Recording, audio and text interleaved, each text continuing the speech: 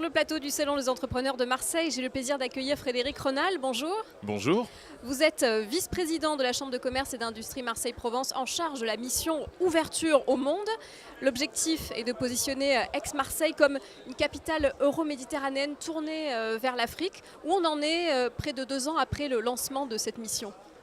Alors effectivement, c'est le souhait de notre métropole. C'est un souhait qui a été évidemment relayé par la Chambre de commerce dans le cadre de la stratégie de la métropole qui finalement de remettre Marseille dans le sens de son histoire. Marseille a été pendant très longtemps la porte de l'Afrique et la porte de l'Europe. Et pendant très longtemps, d'ailleurs, Marseille a eu le monopole du commerce de marchandises entre l'Afrique et la France et l'Europe. Et donc, on veut remettre Marseille dans cette position-là, c'est-à-dire d'être ce hub entre l'Europe et l'Afrique. Parce que le constat, c'est que les entrepreneurs ne se tournent pas assez naturellement vers l'Afrique, faire du business avec Alors, parce qu'on a un double constat. Le territoire. premier constat, c'est que la géographie est ainsi faite que nous sommes à 1 heure de l'Afrique et tout en étant positionné comme une des grandes métropoles du sud de l'Europe. Et donc, la géographie simplement nous met en situation d'être face à ce continent africain. Et puis le deuxième constat que nous faisons, qui est un constat très largement partagé d'ailleurs, c'est que l'Afrique est un continent d'avenir. Sur les 10 plus fortes croissances dans le monde, 6 sont des pays africains. On sait qu'il y a une démographie qui est importante, une urbanisation rapide.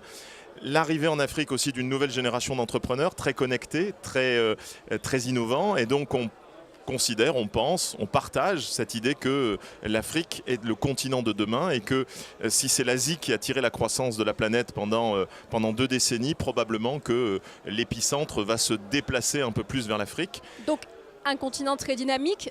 Absolument. Qu'est-ce que vous mettez en place justement pour que les entrepreneurs tout simplement fassent du business sur ce continent? On avait à partir du moment où on a dit que cette stratégie, qu'à partir du moment où on a écrit cette stratégie, il a fallu commencer à regarder comment on allait la décliner, puisque une stratégie doit se décliner et doit se transformer en actes concrets.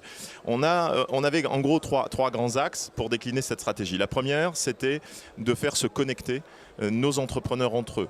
De façon à ce que les entrepreneurs européens puissent aller plus facilement en Afrique, mais aussi que les entrepreneurs africains puissent avoir plus facilement accès au marché français et européen. Travailler collectif finalement? Absolument, travailler collectif et en reliant ce qui est la brique essentielle finalement du développement économique de nos territoires que sont les entrepreneurs eux-mêmes. Et pour ce faire, on a participé à la création d'une communauté qui s'appelle Africa Link, qui aujourd'hui regroupe une centaine d'entrepreneurs du territoire, qui sont tous des entrepreneurs qui ont la même particularité, c'est que ce sont des entrepreneurs qui travaillent régulièrement, qui commercent régulièrement avec l'Afrique.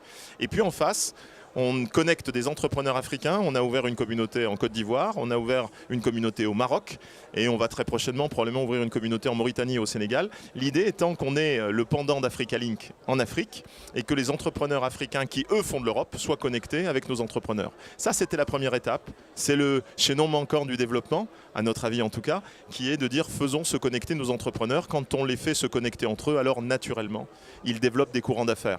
La deuxième chose, c'était de faire venir ou de faire revenir les Africains et le monde économique africain et les décideurs africains à Marseille.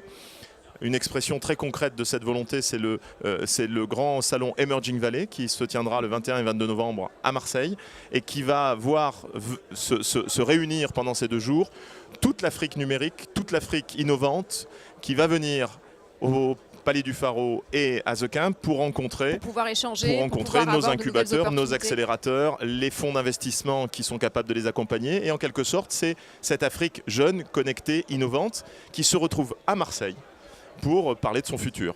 C'est le deuxième pied de notre stratégie.